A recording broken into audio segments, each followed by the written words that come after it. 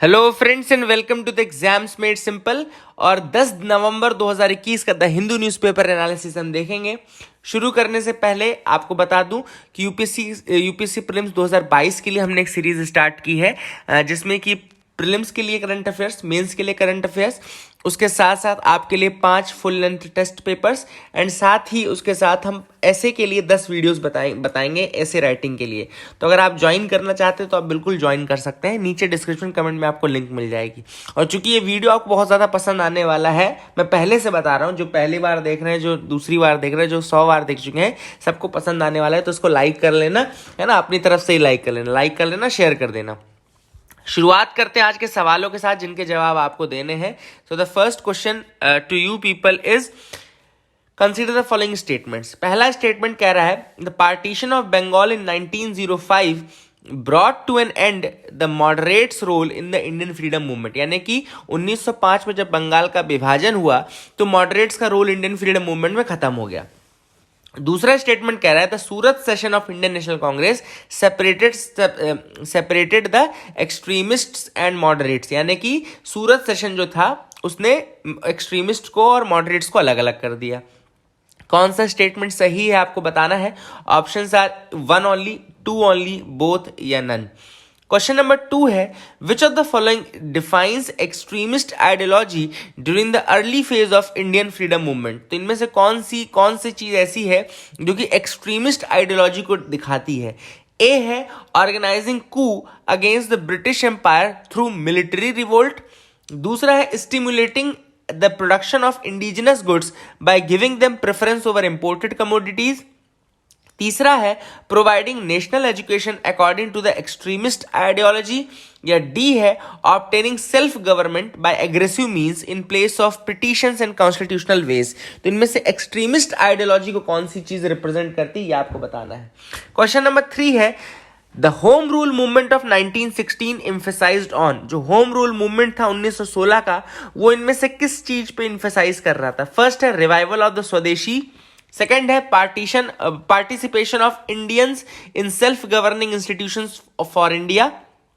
तीसरा है separate electorate for all communities in India. तो आपको बताना इनमें से कौन से करेक्ट है। 1 only, 1 and 2 only, 1 and 3 only, 1, 2 and 3। बहुत ही आसान सवाल है, बिलीव मी, बहुत ही आसान सवाल है। आज आप मेरे से आंसर मत ही मांगो इन क्वेश्चंस के, बहुत आसान सवाल है। फिर भी मैं कमेंट सेक्शन में पहला जो कमेंट रहेगा उसमें पिन कर दूंगा आंसर्स, आप वहां से देख लेना। लेकिन प्लीज यार, प्लीज प्लीज, बुरा लगता है अगर आप ऐसे क्वेश्चंस के आंसर मांगोगे मेरे से, तो बुरा लगने लगेगा। तो इन क्वेश्चंस के आंसर आप आज सब लोग सही करो, आज सबके सब सही करो, ठीक है ना। कमेंट सेक्शन में आंसर करो और आज आप सबको सही करना है। आज का mains question of the day देख लेते हैं। तो mains question of the day है what are the challenges associated with the adult vaccination. कौन कौन से चैलेंजेस हैं जो कि एसोसिएटेड है किसके साथ, एडल्ट वैक्सीनेशन के साथ, एंड किस तरीके से आप उन चैलेंजेस को ओवरकम कर सकते हो ये भी आपको बताना है। मतलब कि एडल्ट वैक्सीनेशन में क्या चैलेंजेस हैं और आप कैसे उनको ओवरकम कर सकते हो।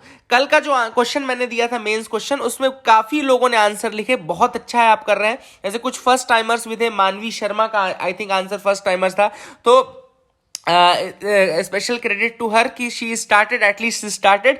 एंड उसके अलावा रजत ने भी आंसर लिखा था। And Rajat is I think continuously writing every question that I give and he has written that answer. तो you should learn something from these people also, their continuity is something good. Sanket again wrote the answer, Himanshu wrote the answer, Rutuja, I think Rutuja is continuously very quickly, she writes very quickly. These are the observations which I found कि आपको जल्दी भी करना है। तो Rutuja, I think I am not remembering the name correctly. She also wrote very good answer and very quickly also. तो जल्दी से जल्दी आपको लिखने की कोशिश करनी है, ठीक है ना। So that is it. आगे मूव करते हैं, न्यूज एनालिसिस पार्ट में आते हैं। पहली जो न्यूज आज हम डिस्कस करेंगे वो इकोनॉमिक टाइम्स की एक न्यूज है। मिनिस्ट्री ऑफ कॉमर्स ने रिलीज किया है लीड्स क्या है, logistic ease across different state. Remember that it is logistic ease across different states and it has been release और अब जो ये करता क्या है, ये बेसिकली एम कर रहा है कि लॉजिस्टिकल जो कॉस्ट है इंडिया में उसको रिड्यूस किया जाए, लॉजिस्टिक्स की कॉस्ट को रिड्यूस करने का प्रयास किया जा रहा है बेसिकली। अब ये कैसे कर सकते हैं आप, लॉजिस्टिक्स की कॉस्ट को कैसे रिड्यूस कर सकते हैं? ऑब्वियस सी बात है, आपको ट्रांसपोर्टेशन में, कम्युनिकेशन में, इन अलग अलग चीजों में आपको कहीं ना कहीं वो सेव करना पड़ेगा। तो देखते कौन सा स्टेट है जिसने टॉप किया है, कौन सा स्टेट है जिसने की अच्छा परफॉर्म किया है इस बार के लॉजिस्टिक्स इंडेक्स में, या logistics ease across different states में किसने अच्छा परफॉर्म किया है। तो गुजरात है जिसने कि टॉप किया, याद रखिए कि स्टेट्स कैटेगरी में गुजरात है जिसने कि टॉप किया है, and Gujarat has top the index. Haryana has secured the second position which is followed by the Punjab at the third. ठीक है ना, तो सबसे टॉप पे गुजरात है लॉजिस्टिक्स ईज में, दूसरे पे हरियाणा है, तीसरे पे पंजाब है। North eastern states and Himalayan region की बात करें तो Jammu and Kashmir top ranker रहा वहां पे, एंड उसके बाद सिक्किम, फिर मेघालय रहा। यूनियन टेरिटरीज की बात करें तो Delhi stands at the top of the UTs rank, and ये थर्ड वर्जन है। लीड्स 2021 जो है ना वो थर्ड वर्जन है। याद रखिएगा ये स्टार्ट कब हुआ था, ये स्टार्ट हुआ था 2018 में, 2018 में ये स्टार्ट हुआ था, that was the first version, और उसने फोकस किया था एक्सपोर्ट इंपोर्ट ट्रेड के ऊपर फोकस किया था। एंड जो सेकंड वर्जन था 2019 में आया था, उसने इंटरनेशनल एंड डोमेस्टिक ट्रेड को कवर किया था। और जो थर्ड वर्जन है यानी कि 2021 का थर्ड वर्जन जो आया है, ये it has gone one step ahead and it has analysed the domestic and EXIM logistics ecosystem of the state. तो ये एक कदम आगे डोमेस्टिक और एक्जिम, मतलब डोमेस्टिक भी और एक्सपोर्ट इंपोर्ट लॉजिस्टिक्स दोनों को समझने की कोशिश की इसने, उसके बेसिस पे ये रैंकिंग निकाली गई है। गुजरात टॉपर स्टेट था, उसके बाद हरियाणा, फिर Punjab. North eastern state category में जम्मू कश्मीर, एंड फिर उसके बाद Jammu Kashmir, north eastern Himalayan region में जम्मू कश्मीर टॉपर पे था, फिर सिक्किम, मेघालय। देन यूटीज की बात करें तो दिल्ली जो था वो टॉपर था। कुछ रिमार्केबल इंप्रूवमेंट्स उत्तर प्रदेश, उत्तराखंड और झारखंड में देखने को मिले। There were remarkable improvement in the LEADS ranking 2019 to 2021, 19 से 21 की रैंकिंग अगर कंपेयर करें तो झारखंड, उत्तराखंड, उत्तर प्रदेश, इनकी रैंकिंग्स में अच्छा रिमार्केबल इंप्रूवमेंट देखने को मिला। Now what is the significance of this index? Obvious सी बात है, हमको अपना लॉजिस्टिक्स कॉस्ट कम करना है।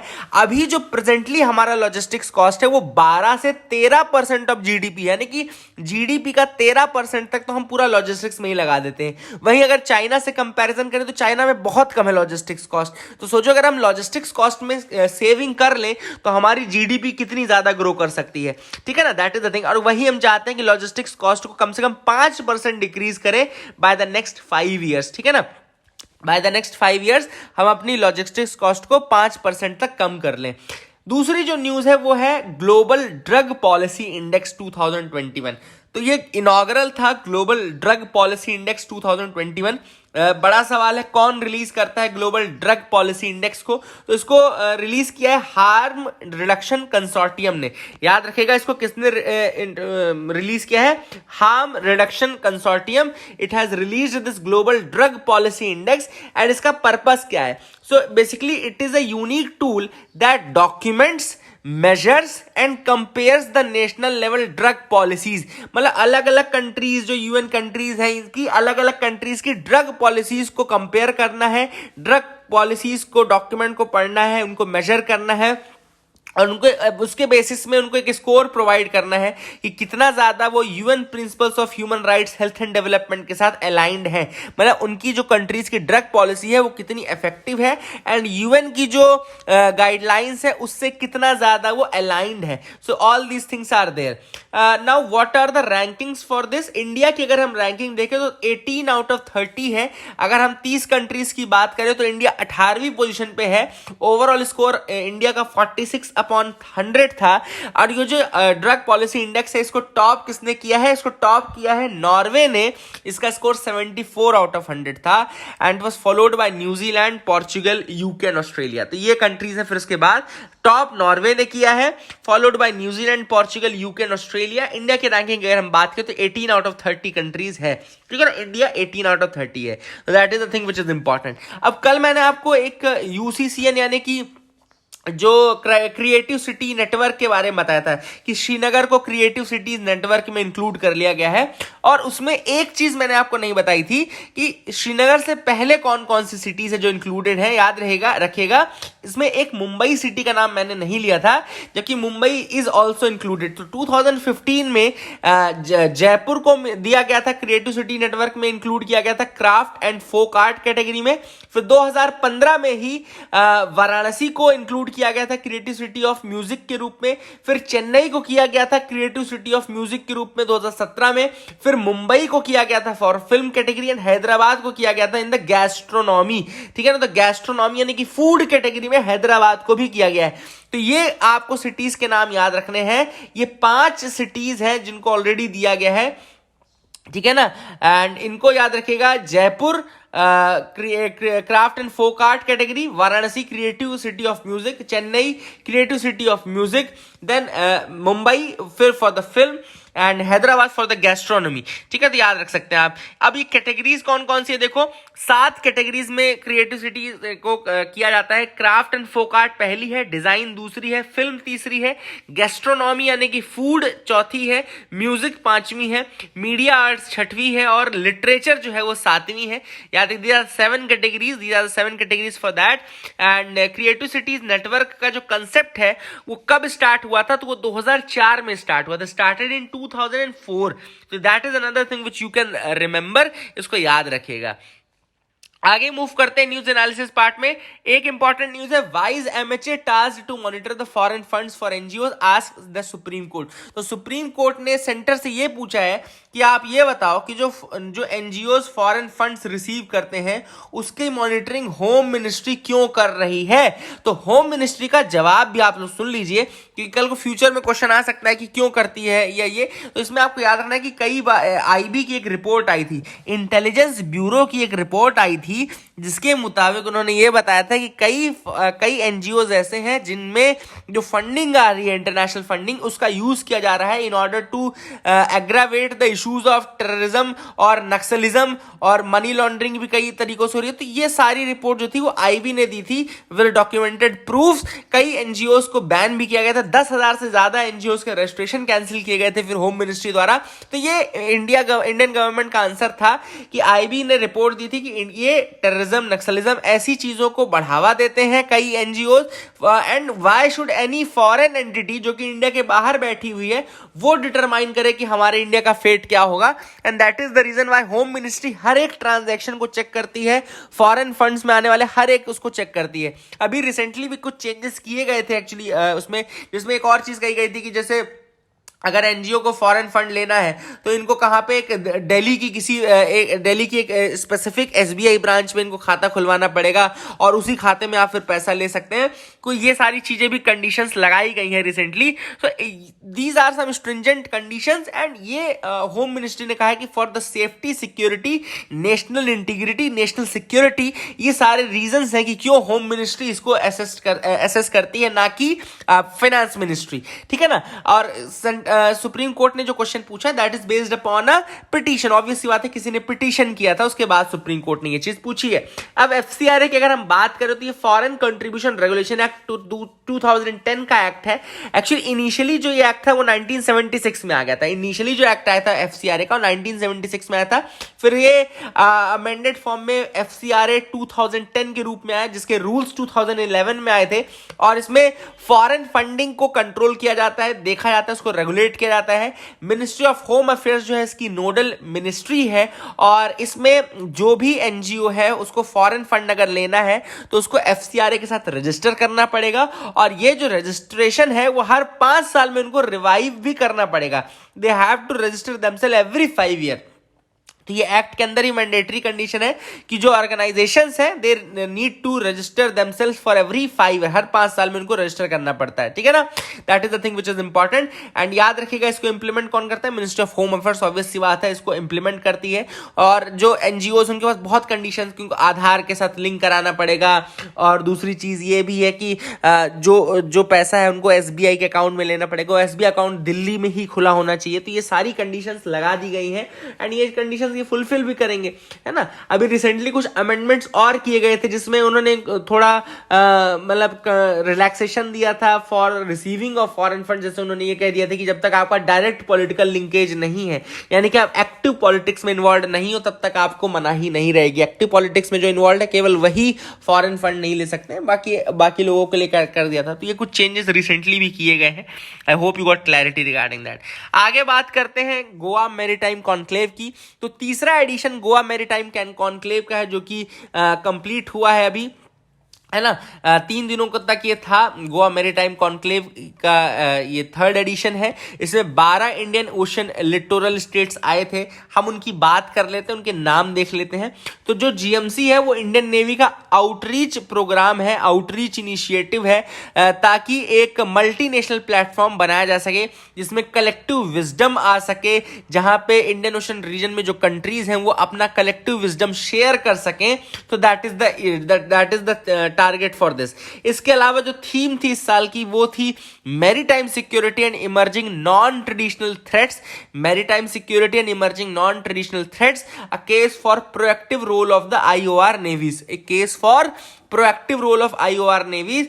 12 जो इंडियन ओशन लिटोरल स्टेट्स थे, जिसमें कि Bangladesh, Comoros, Indonesia, Madagascar, Malaysia, Maldives, Mauritius, Myanmar, Seychelles, Singapore, Sri Lanka and Thailand included थे। ये 12 कौन कौन सी कंट्रीज थी? जो 12 इंडियन ओशन लिटोरल्स कौन कौन से थे जो इन्वॉल्व थे जीएमसी 3 में? ये थे Bangladesh, Comoros, Indonesia, Madagascar, Malaysia, Maldives, Mauritius, Myanmar, Seychelles, Singapore, Sri Lanka and Thailand. So these are the 12 Indian ocean लिटोरल्स। अब आपके दिमाग में एक सवाल ये आएगा कि सर ये तीसरा एडिशन है तो क्या पहला एडिशन कब हुआ? तो पहला एडिशन हुआ था जीएमसी का 2017 में। गोवा मैरीटाइम कॉन्क्लेव 2017 में पहली बार हुआ, फिर गोवा मैरीटाइम कॉन्क्लेव 2019 में दोबारा हुआ, फिर गोवा मैरीटाइम कॉन्क्लेव 2021 में। तो तीसरा है 2021 वाला, 2017 वाला पहला था, 2019 वाला दूसरा था। और इस गोवा मैरीटाइम कॉन्क्लेव के बाद, हर कॉन्क्लेव के बाद एक सिंपोजियम भी होता है, तो उसको गोवा मैरीटाइम सिंपोजियम बोलते हैं, ठीक है ना। तो गोवा मैरीटाइम कॉन्क्लेव होता है, फिर उसके बाद गोवा मैरीटाइम सिंपोजियम भी होता है। तो that is another thing which you can remember, इसको याद रख सकते हैं। आगे मूव करते हैं, देखते हैं और क्या इंपॉर्टेंट न्यूज आइटम है जिसके बारे में हमको डिस्कस करना है। तो यहां पे हम आते हैं एडिटोरियल पार्ट में। एकमात्र एडिटोरियल आज का जो था, जो लिटरली डिस्कशन वर्दी था, वो है रिगार्डिंग द एडल्ट इम्यूनाइजेशन और adult vaccination. India needs to sign up for life course immunization. अब ये जो आर्टिकल है लिखा गया है रिगार्डिंग एडल्ट इम्यूनाइजेशन या एडल्ट वैक्सीनेशन। ऑथर ने कहा कि अगर हम कोविड-19 की बात करें या फिर इसके पहले जापानीज इंसेफेलाइटिस की बात करें, ये 2-3 ऐसी रिसेंटली बीमारियां आई हैं जिनके लिए काफी ज्यादा वैक्सीनेशन ड्राइव हुआ है और काफी एडल्ट्स ने भी वैक्सीनेशन गेन किया है। इनफैक्ट कोविड-19 तो वन ऑफ द रेयरेस्ट ऐसी वैक्सीन है जिसमें चिल्ड्रन से ज्यादा पुश एडल्ट्स को दिया गया है कि एडल्ट्स पहले वैक्सीनेट हो जाए। अदरवाइज वैक्सीनेशन का जब भी नाम आता है तो आपके दिमाग में वो 6 महीने के बच्चे ही आते होंगे, है ना। जब भी आपसे मैं अगर पूछूं वैक्सीनेशन, तो आपके दिमाग में वो 6 महीने 3 महीने वाले बच्चे आ जाते होंगे जब जिनको टीका लगना था, है ना। टीवी में भी हमने कितनी बार कैंपेनिंग देखी है कि बच्चों को सारे टीके लगाएं, बीसीजी का टीका लगवाएं, डिप्थीरिया का टीका, जो भी अलग अलग हैं, तो हम कितनी बार देखते हैं, लेकिन कभी किसी ने एडल्ट वैक्सीनेशन की बात नहीं की है। ऑथर ने यहाँ पे एडल्ट वैक्सीनेशन की बात की है कि एडल्ट वैक्सीनेशन बहुत ज्यादा इंपॉर्टेंट है क्योंकि वाकई में उससे नुकसान हो रहा है, और जो नुकसान हो रहा है वो सारी चीजें ऑथर ने यहाँ पे डिस्कस की है। एक एक करके हम देखते हैं। सबसे पहले ऑथर ने बात की है कि स्मॉल पॉक्स जब आया, स्मॉल पॉक्स आया, उसका जब टीका अवेलेबल हुआ 1798 में, उसका टीका अवेलेबल हुआ, धीरे धीरे इरेडिकेशन कैंपेन चलने लगे, है ना। और जब वर्ल्ड से इरेडिकेट हो गया आपका ये स्मॉल पॉक्स, इरेडिकेट हो गया इंडिया में 1978 में इरेडिकेट हुआ, उसके बाद धीरे धीरे जो वैक्सीनेशन का इंपॉर्टेंस था वो एडल्ट्स के लिए घटने लगा, लेकिन चिल्ड्रंस के लिए बहुत ज्यादा मेंटेन रहा। इसीलिए जो भी प्रोग्राम थे, जो भी कैंपेनिंग थी, जो भी अवेयरनेस थी, जो भी एड्स थे, वो सारे चिल्ड्रंस को इम्यूनाइज करने के बारे में ही थे, है ना। इसके अलावा ऑथर ने ये कहा है कि जो वैक्सीनेशन होती है वो बहुत कॉस्ट इफेक्टिव और बहुत ही इजी सोल्यूशन होता है किसी भी बीमारी से बचने का। तो अगर आप टाइम पे रेगुलर टीका ले लो या वैक्सीनेशन ले लो एंड अगर आप उसका बूस्टर ले लो तो आप बहुत सारी परेशानी से, बहुत सारे आउट ऑफ पॉकेट एक्सपेंडिचर से बच सकते हो, ठीक है ना। That is the thing which is important. ये जापानीज इंसेफेलाइटिस वाली बात मैंने आपको बता दी है। अब यहां पे ऑथर ने कहा है कि इंडिया में एडल्ट वैक्सीनेशन का इतना कम लेवल है कि इंडिया का जब एकमात्र वैक्सीनेशन पॉलिसी थी वो 2011, मतलब सोचो इतना लेट, आजाद हुए हमको 1947 में हम आजाद हो गए और हमको इंडिया की पहली वैक्सीन पॉलिसी बनाने में सोचो कितने साल लग गए। 2011 में जाकर के हमने वैक्सीन बनाई, मतलब वैक्सीन पॉलिसी बनाई, ठीक है ना। 2011 में जाकर के हमने वैक्सीन पॉलिसी बनाई जिसमें हमने डिस्कस किया। फिर एक बात है यहाँ पे, national technical advisory group of immunisation, NTAGI, इसको याद रखिएगा, national technical advisory group on immunisation in India on a few occasions discussed adult immunisation but stayed away from any recommendation for the general population. तो यहां पर देखो नटागी यानी कि national technical advisory जो है on immunization, national technical advisory group of immunization, इसने कई बार एडल्ट इम्यूनाइजेशन की बात जरूर की है लेकिन किसी भी रिकमेंडेशन को देने से पहले काफी बचते आए हैं। ये बीच बीच में कहीं बोल देते थे कि हाई रिस्क ग्रुप जो है उनको वैक्सीनेशन ले लें, तो हाई रिस्क ग्रुप को छोड़ करके कभी ओवरऑल जनरल एडल्ट पॉपुलेशन के लिए वैक्सीनेशन की बात इन्होंने नहीं की, मतलब general adult population was sidelined from that. इसके अलावा वैक्सीन प्रिवेंटेबल जो डिसीजेस होती हैं एडल्ट एज ग्रुप में, क्या वो डिसीजेस नहीं होती हैं? बिल्कुल होती हैं। इनफैक्ट अभी का एक आंकड़ा, अभी का एक डेटा मैं अगर आपको बताऊं तो एडल्ट पॉपुलेशन में निमोनिया से ज्यादा डेथ्स हो रही हैं एज कंपेयर टू चिल्ड्रन। चलो निमोनिया के तो टीके आपने बच्चों को लगवा दिए, लेकिन एडल्ट पॉपुलेशन में जो डेथ हो रही है उनका क्या? तो वैक्सीन प्रिवेंटेबल डिसीजेस भी एडल्ट्स को ज्यादा हो रही हैं एंड उस कारण से उनकी डेथ भी हो रही है। तो ऑथर ने यही कहा है कि अब आपको करना क्या चाहिए, आपको करना ये चाहिए कि वैक्सीन प्रिवेंटेबल जो डिसीजेस हैं, और देखो एक बात ये भी है यहाँ पे ऑथर ने ये भी कहा कि वैक्सीन लगवाना इसलिए भी जरूरी है एडल्ट्स को क्योंकि जब एडल्ट्स को बीमारी होती है, सपोज करो एडल्ट कोई बीमार पड़ गया, तो उसके साथ बहुत सारी चीजें एसोसिएटेड है। उसका जो सोशल रोल है, उसका जो इकोनॉमिक रोल है, उसका जो कहना चाहिए जो फिजिकल नीशे है, ये सारी चीजें इंपैक्ट होती है। चलो बच्चों के केस में आप 4 दिन को घर बैठा लो, कोई दिक्कत नहीं है, लेकिन अगर कोई अर्निंग एडल्ट है, एकमात्र अर्निंग एडल्ट है, अगर सपोज वो डेली वेज के ऊपर काम करता है और अगर वो 4 दिन के लिए बीमार पड़ गया तो जो कॉस्ट है वो बहुत ज्यादा डिफरेंट रहेगी दोनों के लिए। सॉरी, तो ये जो कॉस्ट है ये बहुत ज्यादा डिफरेंट हो जाएगी। तो वही चीज ऑथर ने यहां पे बताई है कि यहां पर हमको ये चीज समझने की जरूरत है कि केवल बच्चों के लिए नहीं बल्कि एडल्ट पॉपुलेशन को भी उतनी ही आवश्यकता है इम्यूनाइजेशन की जितनी बच्चों को आवश्यकता है, ठीक है ना। और इसीलिए ऑथर ने कहा कि अब बूस्टर डोज आने लगे हैं तो आप बूस्टर डोज लगाना शुरू कर दो। आप लोग एडल्ट्स को एजुकेट करो और उनको ये बोलो कि भैया आप बूस्टर डोज लगवाओ, आप ये बूस्टर डोज लगवाओगे तो आपको इससे फायदा होगा। तो ये सारी चीजें आपको बताने की जरूरत पड़ेगी। अब क्या स्टेप्स लेने हैं, तो ऑथर ने ये कहा कि नतागी को क्या करना चाहिए कि वो एडल्ट इम्यूनाइजेशन की बात करे और उसको प्रॉपर रिकमेंडेशन दे, साइंटिफिक तरीके से उसको कंडक्ट करवाए किस तरीके से उसको करना है। दूसरी चीज, वैक्सीन प्रिवेंटेबल डिसीजेस जो होती हैं उन केस में आप सर्विलेंस करो, डेटा निकालो, डेटा के अकॉर्डिंग आप एडल्ट्स को जो भी इम्यूनाइज नहीं है, जो भी जिनके ऊपर भी कहना चाहिए कि बूस्टर डोज लग सकता है उनको आप बूस्टर डोज प्रोवाइड करो। फिर आप ये तीसरी चीज उन्होंने कहा है रिसर्च एनालिसिस को आप इंप्रूव करो, अपने रिसर्च को, अपने एनालिसिस को इंप्रूव करो, उसको प्रमोट करो, है ना। देन एक रोड मैप, एक पॉलिसी बनाओ। चौथा उन्होंने कहा कि एक पॉलिसी बनाने की जरूरत है, एक फुल प्रूफ इम्यूनाइजेशन पॉलिसी होनी चाहिए, है ना, जिसमें आप एडल्ट इम्यूनाइजेशन की भी बात करो, है ना, ये सारी चीजें आप उसमें करो। एंड लास्ट उन्होंने कहा कि ऑपरेशनल लेवल में जो शॉर्टेज हो रही है लाइफ सेविंग वैक्सीन की, उनको आप दूर करने के लिए मैन्युफैक्चरिंग उनकी या तो इंडिया लेवल पे स्टार्ट करो या फिर इंपोर्ट करो, है ना, टेक्नोलॉजी लेकर आओ।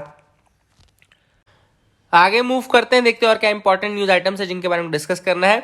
पद्म Vibhushan goes to SP Balasubrahmanyam. तो यहाँ पे एसपी बालासुब्रमण्यम को पोस्टुमसली पद्म विभूषण प्रोवाइड किया गया है, दिया गया है, ठीक है ना।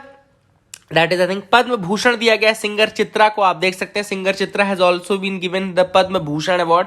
एसपी बालासुब्रमण्यम को पद्म विभूषण दिया गया है। सेकंड हाईएस्ट सिविलियन अवार्ड होता है Padma Vibhushan, second highest civilian award होता है इस कंट्री का, ठीक है ना, याद रखिएगा। फिर पद्म भूषण आता है, उसके बाद पद्मश्री आता है। इसके अलावा archaeologist BB Lal who led to an excavation at the Ram Janmabhoomi site in the mid 1970s and the Islamic scholar Maulana Wahiduddin Khan, इनको पॉस्थमस मिला है। They have been conferred the Padma Vibhushan. Padma Vibhushan BB Lal को, आर्कियोलॉजिस्ट हैं, excavation at the Ram Janmabhoomi site इन्होंने किया था, and Islamic scholar Maulana Wahiduddin Khan को दिया गया है पद्म विभूषण।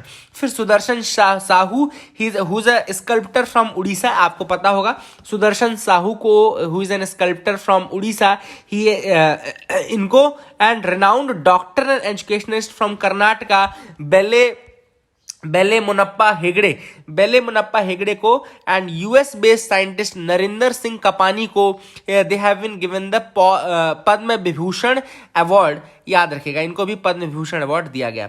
फिर जापान के longest serving prime minister Shinzo Abe को दिया गया है Padma Vibhushan, but he was not present at the ceremony to receive the award. तो ये भी आप याद रख सकते हैं। These are the things which you can remember.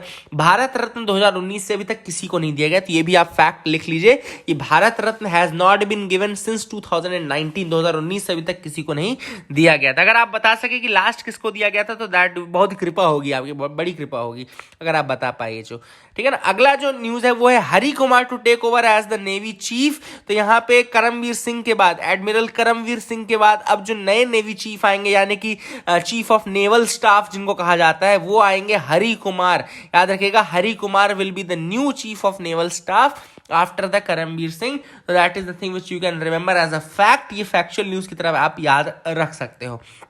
आगे मूव करते हैं, आपको यहां पे दिख रहा है Facebook whistle blower fears the metaverse. अब यहां पे भी रिसेंटली मैंने फेसबुक की एक विसल ब्लोअर का नाम आपको बताया था, फ्रांसिस हॉगन इनका नाम है, फ्रांसिस हॉगन इनका नाम है। अब इन्होंने मेटावर्स के लिए भी बोला है कि देखो, लास्ट टाइम इन्होंने जब विसल ब्लोअर मतलब वो सीटी बजाई थी, तब इन्होंने क्या सीटी बजाई थी एक्चुअली, उन्होंने कहा था कि जो फेसबुक है उसके पास प्रॉपर मैन पावर नहीं है जो कि हेट स्पीच को या वायलेंट स्पीच को इसको कंट्रोल कर सके, इसको मॉडरेट कर सके, एंड देयरफॉर वो कुछ भी ऐसे रेगुलेशन नहीं करते हैं, और इस तरीके से हेट स्पीच और ये सब जो है वो फैलता जा रहा है इन द फेसबुक स्पेस। तो ये उन्होंने बताया था। अब इन्होंने ये कहा कि मेटावर्स तो बेसिकली और ज्यादा एक तरीके से फेसबुक की स्ट्रैटेजी है to act as an escape route for the last revolution. तो लास्ट रेवोल्यूशन से बचने के लिए उनका एस्केप रूट है।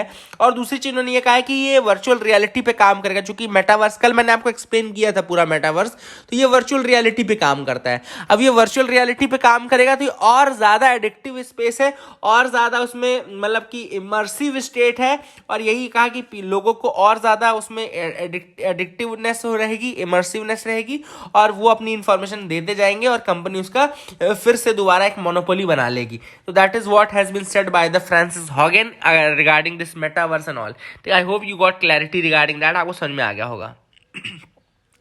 आगे मूव करते हैं, देखते हैं और क्या इंपॉर्टेंट न्यूज आइटम्स है जिनके बारे में डिस्कस करना है। तो you can move ahead with me.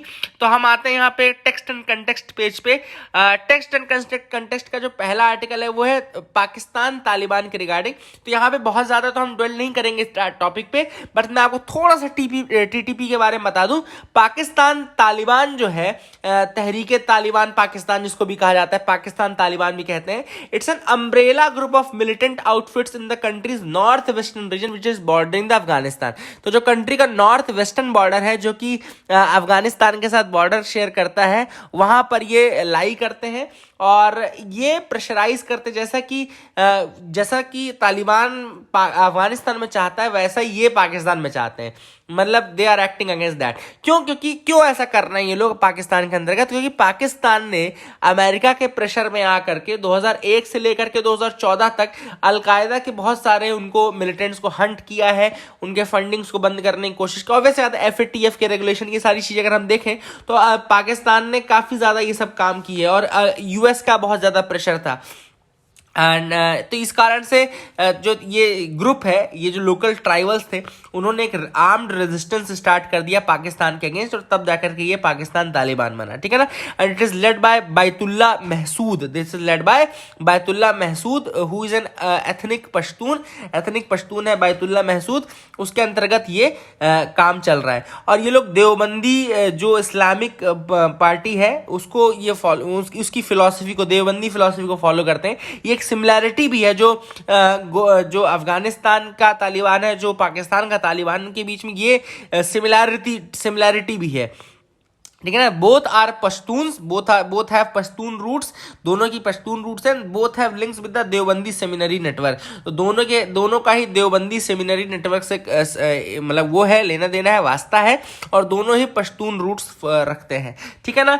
And TTP's goal in Pakistan are similar to that of Taliban in Afghanistan. Goal क्या है? TTP wants to overthrow the Pakistani state and implement its hardline interpretation of the Sharia across the country। तो TTP भी यही चाहता है कि पाकिस्तानी जो state है उसको ओवरथ्रो करके hardline interpretation of the sharia across the state किया जाए। एंड इसी कारण से उन्होंने अलकायदा के साथ क्लोज टाइज कर ली है, एंड बहुत सारे डेडली अटैक्स किए हैं। 2014 में का डेडली अटैक का भी मतलब भूलता भी नहीं है, जिसमें बहुत सारे बच्चों की हत्या कर दी गई थी। 147 आई थिंक कैजुअलिटीज थी टोटल उसमें, तो ये हुआ है। Localising the labour force through reservation, अब यहां पर एक नया इशू आया है और ये धीरे धीरे बढ़ेगा। आई होप इसमें डिसीजन कुछ लिया जाए। अब हरियाणा गवर्नमेंट ने रिसेंटली सैटरडे को एक लॉ निकाला जिसमें उन्होंने ये कहा कि जो कंपनीज है उनको 75% जॉब जो है वो लोकल्स को देनी पड़ेगी। ऐसी हर जॉब जिसमें सैलरी 30,000 से कम की है, यानी कि 30,000 से कम सैलरी वाला हर जॉब जो है वो किसके लिए रहेगा? लोकल्स के लिए रहेगा। ये हरियाणा ने कहा है, ठीक है ना। दूसरी चीज इसी से मिलता जुलता कुछ पहले आंध्र प्रदेश ने किया था 2019 में। आंध्र प्रदेश ने 2019 में कहा था 75% जॉब लोकल्स के लिए होगा in industries and factories including any joint venture और any public private partnership model. तो कोई भी कंट्री इंडस्ट्री हो, कोई भी फैक्ट्री हो, कोई भी है, उसमें 75% जॉब्स लोकल्स के लिए रहेगा। This is what Andhra Pradesh said. And इसके बाद जो अलग अलग मतलब स्टेट्स हैं, जैसे कि अभी हमने हरियाणा का एग्जांपल देखा, हरियाणा के साथ ही झारखंड ने भी कह दिया कि भाई 40,000 से कम सैलरी के हर जॉब 75% जॉब आपको लोकल्स के लिए करने पड़ेंगे। अब यहाँ पर देखो ऑथर ने यहाँ पता सबसे पहले कि इंडस्ट्री क्या कर रही है। इंडस्ट्री कोप अप करने के लिए क्या कर रहे हैं कि अलग अलग अपने ब्रांचेस खोल रहे हैं। क्यों ब्रांचेस खोलने पड़ रहे हैं? क्योंकि देखो जो पुरानी ब्रांच होगी उसमें तो सारे के सारे लोकल नहीं होंगे। अब अगर वो सारे के सारे लोकल 75% लोकल वाला क्राइटेरिया फिट करने लगे तो उनको फिर तो बहुत सारे लोगों को निकालना पड़ेगा और उनकी जगह दोबारा से नए रिक्रूटमेंट करने पड़ेगे। तो इससे बेटर है कि वो क्या करें, ब्रांचेस खोल रहे हैं उसकी, और उसमें फिर लोकल्स को इंक्लूड करके कोशिश कर रहे हैं कि जो आंकड़ा है वो 75% का आ जाए।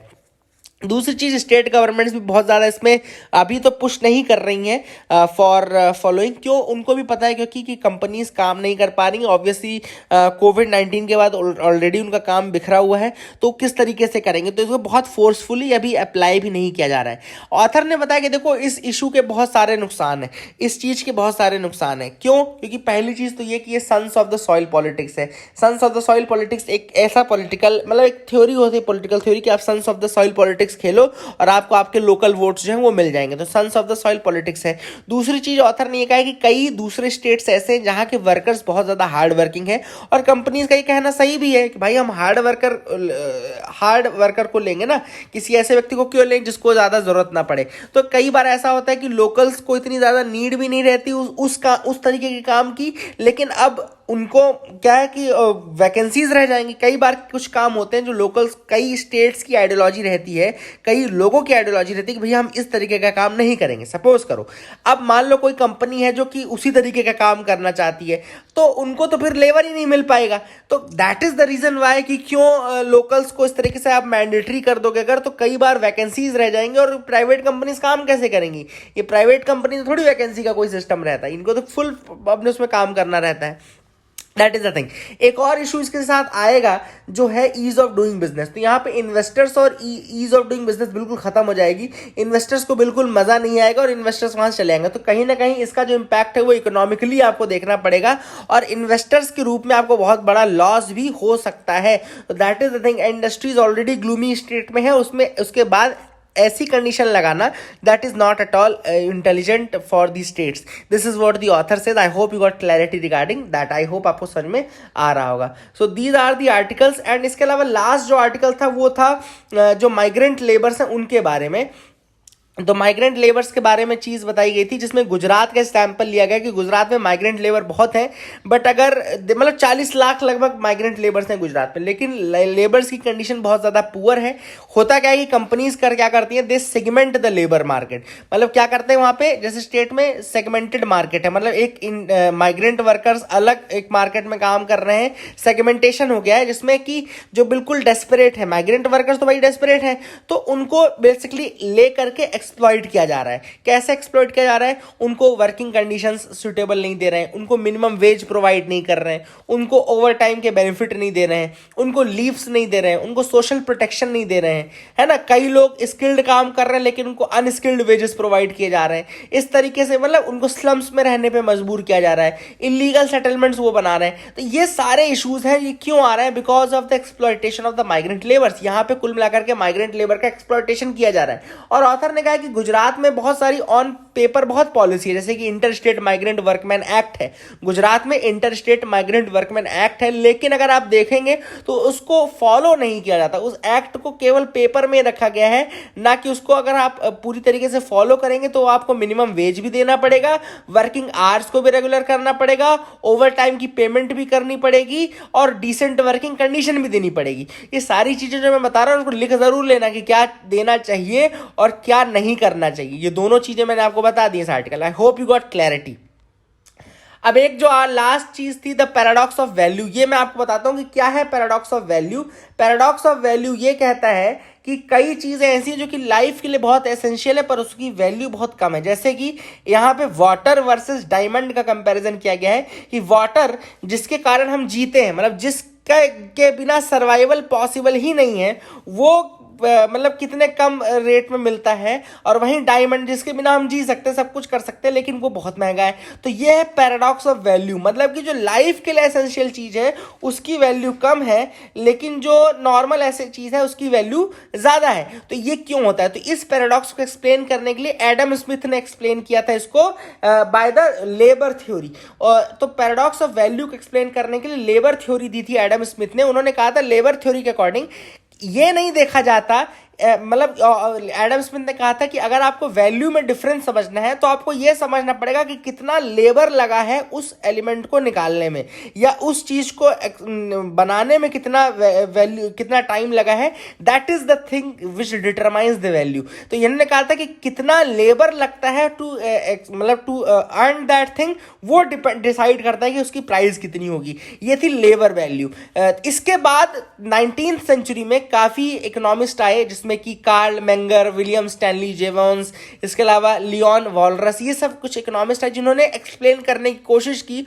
और उसमें सबसे आगे थे एक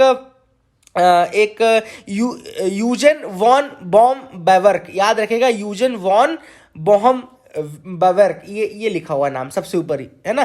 तो इन्होंने क्या किया, इन्होंने एक theory the, the positive theory of capital. इन्होंने मार्जिनल वैल्यू के थ्रू एक्सप्लेन करने की कोशिश की कि क्यों वैल्यू ज्यादा है. इसमें दो चीजें उन्होंने बताई.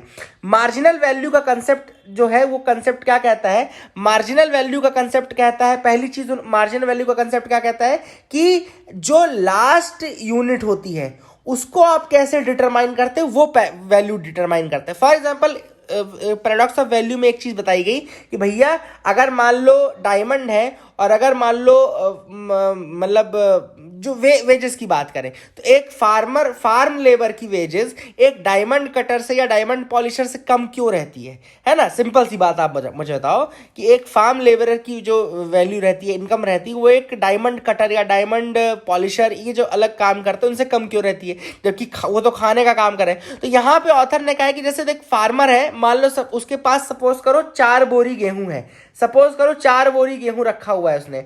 अब वो कैसे डिटरमाइन करेगा उसकी वैल्यू, वो बोलेगा भाई पहली बोरी मेरे लिए, पहली बोरी जो है वो मेरे लिए है, मेरी फैमिली के लिए है, दूसरी बोरी जो है वो मेरे रिश्तेदारों के लिए है, तीसरी बोरी मेरी गायों के लिए है, और चौथी बोरी जो है वो मेरे पैरट्स के लिए है। तो यहाँ पर जो ऑथर ने एग्जाम्पल दिया है उसमें ये बोल रहा है कि मार्जिनल वैल्यू में क्या होता है, हम जैसे जैसे ऑर्डर सेट करते हैं, अब देखो सेम चीज है, वो है एक बोरी गेहूं ही, लेकिन हर जो बोरी है गेहूं की उसकी वैल्यू अलग है।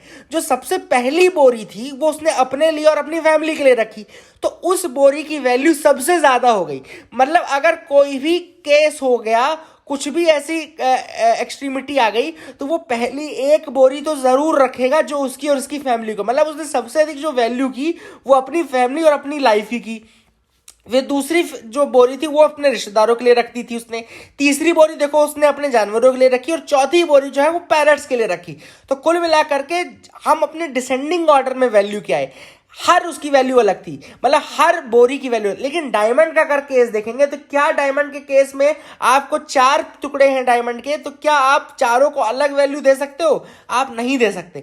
They all will be equal in value. आप बोलोगे कि ये सारे के सारे इक्वल इन वैल्यू हैं, they will not be, you will not be differentiating between the 4। तो ये जो डिफरेंस होता है, ये मार्जिनल वैल्यू का कंसेप्ट है, जो कि लास्ट वैल्यू से लास्ट यूनिट से डिटरमाइन करता है कि जो उस चीज की लास्ट यूनिट है उसको आप कितना वैल्यू दे रहे हो, कितना तवज्जो दे रहे हो, उस पर डिटरमाइन करेगा। जैसे अगर आपके पास 5 रोटियां हैं तो हो सकता है 5वीं रोटी को आप इतनी वैल्यू ना दो जितनी आप पहली रोटी को वैल्यू दोगे। आप फर्स्ट रोटी को सबसे अधिक वैल्यू दोगे क्योंकि आप बिल्कुल भूखे हो।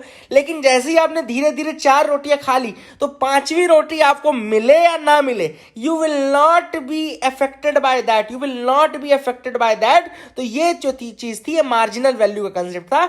एक और यूजीन वॉन बॉम वेवर्क ने एक और आइटम ये कहा कि भाई क्वांटिटी भी डिटरमाइन करती है वैल्यू।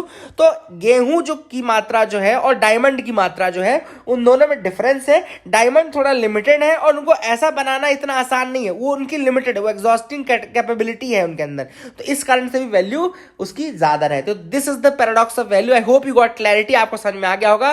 मैंने समझा दिया ताकि इकोनॉमिक ऑप्शनल वाले और जो थोड़ा आंसर में अच्छा लिखना चाहते हैं, मसाला लिखना चाहते हैं, उनके लिए भी ये अच्छी चीज है। तो that is another thing. I hope you got clarity regarding today's news analysis. That is it for the day. Keep loving us, keep sharing us. Thank you and have a nice day.